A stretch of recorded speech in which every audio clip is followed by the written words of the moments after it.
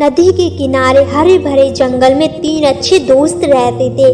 चींटी, कबूतर और मेढक। तीनों अलग अलग थे लेकिन एक दूसरे का साथ निभाते थे और मुसीबतों में एक दूसरे की मदद करते थे।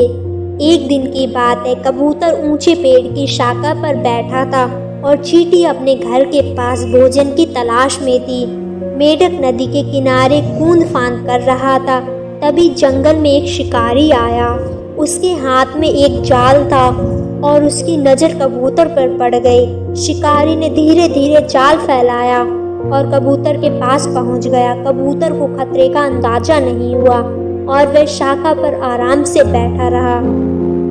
चींटी ने शिकारी की चालाकी देख ली और तुरंत अपने दोस्तों को आगाह करने के निश्चय किया। वह तेजी से मेढक के पास गई और उसे सारी बात बताई। मेढक ने चींटी की बात सुनी और कहा, हमें कुछ करना होगा वरना कबूतर शिकारी के जाल में फंस जाएगा।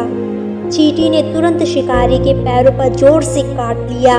दर्द के मारे शिकारी चिल्ला उठा और उसके हाथों से जाल गिर गया। उसी समय मेढक ने जोर जोर से आवाजें निकालनी शुरू कर दी ताकि शिकारी का ध्यान भटक जाए। कबूतर ने यह सुनकर फुर्ती से उड़ान भरी और खतरे से बाहर निकल गया। शिकारी हक्का बक्का रह गया और खाली हाथ घर लौट गया। तीनों दोस्तों ने राहत की सांस ली और एक दूसरे को धन्यवाद किया। दोस्तों, इस कहानी से हमें ये सीख मिलती है कि एकता में ही शक्ति होती है। जब हम मिलजुल कर काम करते हैं तो बड़ी से बड़ी मुसीबतों का सामना आसानी से कर सकते हैं। दोस्तों, आशा करते हैं आप सभी को ये कहानी पसंद आई होगी।